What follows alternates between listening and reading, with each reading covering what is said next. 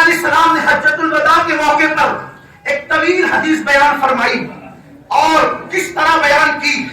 سیدنا عبداللہ ابن عباس حبر الامہ رئیس المفسرین بیان کرتے ہیں کہ جب اللہ کے رسول حرم میں داخل ہوئے تو کعبۃ اللہ شریف کا دروازہ پکڑا اور کعبے کا دروازہ پکڑ کے کہا لوگوں، کعبے کا دروازہ پکڑ کے، کعبے کی چوکھٹ پکڑ کے کہتے ہیں لوگوں میں تمہیں کچھ بتانا چاہتا ہوں سن لو، لوگوں میں تمہیں کچھ بتانا چاہتا ہوں سن لو، لوگوں میں تمہیں کچھ بتانا چاہتا ہوں سن لو. اور صحابہ نے کہا لبیک یا رسول اللہ، یا رسول اللہ ہم حاضر ہیں، لبیک یا رسول اللہ، یا رسول اللہ ہم حاضر ہیں. اس کے بعد میرے آقا علیہ السلام نے فرمایا سنو میں تمہیں قیامت کی نشانی بتانا چاہتا ہوں، قیامت کی کچھ نشانیاں سن لو. اور میرے آقا علیہ السلام نے بہت گریا فرمایا، بہت آنسو بہائے اور بہت آنسو بہانے کے بعد پھر اللہ کے حبیب علیہ السلام صحابہ کی طرف متوجہ ہو گئے اور صحابہ کی طرف متوجہ ہونے کے بعد میرے آقا علیہ السلام نے قیامت کی نشانی بیان کرنا شروع کی.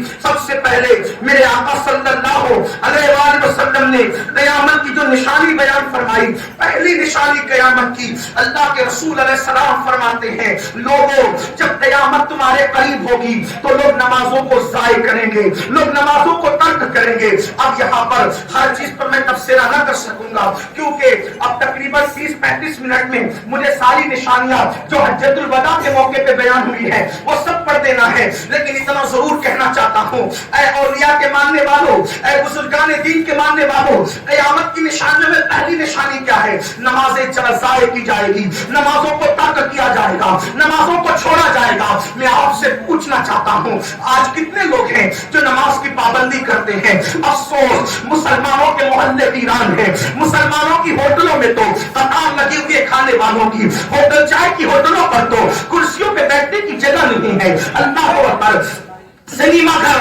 ہاؤس فل چل رہے ہیں، گناہوں کی اتنی آباد ہے. اگر ویران ہے تو اللہ کا گھر خالی ہے، اگر سنا سنا ہے تو اللہ کا گھر سنا سنا ہے. بالخصوص میں ہندوستان کے مسلمان سے کہنا چاہتا ہوں ہندوستان کی سرزمین پر مسلمان دوسری اکثریت میں ہے. اگر مسلم نوجوان اللہ اکبر جو پورے ملک ہندوستان میں نوجوانوں کی تعداد 60% ہے، اللہ اکبر اگر یہ مسجدوں کو آباد کرنا شروع کر دیں ایک نئی صبح کا آغاز ہوگا، ایک نئے انقلاب کا آغاز ہوگا. اقبال کہتے ہیں وہ صبح جو کبھی فردا ہے کبھی ہے امروز، وہ صبح جو کبھی فردا ہے کبھی ہے امروز، نہیں معلوم کہ ہوتی ہے کہاں سے پیدا. وہ صبح جس سے ناچتا ہے شبستان کا وجود، وہ صبح جس سے ناچتا ہے شبستان وجود، ہوتی ہے بندے مومن کی اذان سے پیدا. جب بندے مومن کی اذان میں اتنی طاقت ہے کہ وہ ہر رات کی صبح کر سکتا ہے تو بندے مومن کے سجدے میں طاقت ہوگی.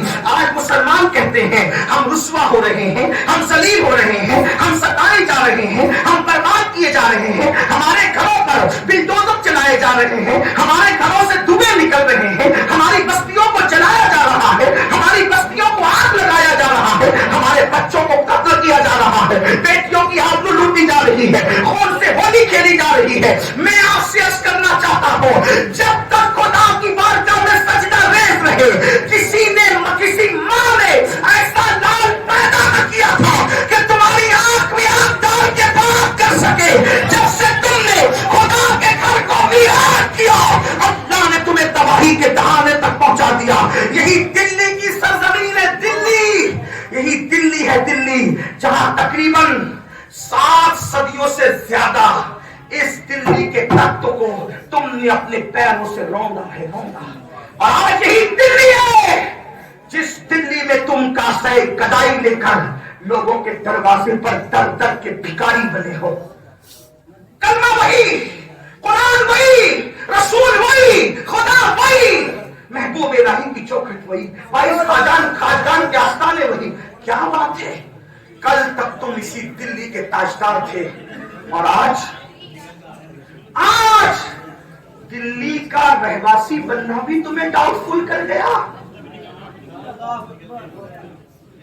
دلی کی شہریت بھی تمہیں ڈاؤٹ فل کر گئی. وجہ اس وقت تک تم بادشاہ تھے جب شمس الدین التمش کی شکل میں تم تھے. تو بادشاہ ہو کر بھی تمہاری تہجد ترک نہیں ہوتی،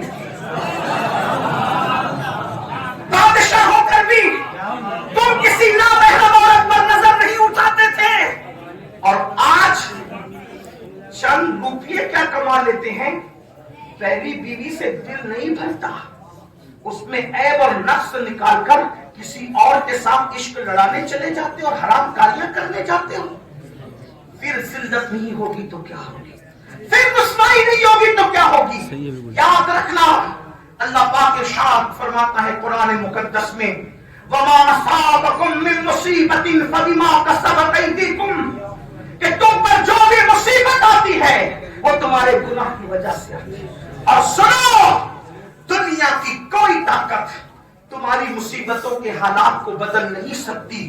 کون بدلے گا حالات؟ تو قرآن میں میرا اللہ فرماتا ہے، ان اللہ لا یغیر ما بقوم حتی یغیر ما بانفسہم، اللہ اس وقت تک کسی قوم کی حالت کو نہیں بدلتا جب تک کہ وہ قوم خود اپنے حالات کو تبدیل نہ کرے۔ تو میرے آقا نے سب سے پہلی نشانی بیان فرمائی، قیامت کی نشانیوں میں پہلی نشانی کہ نمازوں کو ضائع کیا جائے گا، نمازوں کو ترک کیا جائے گا، اور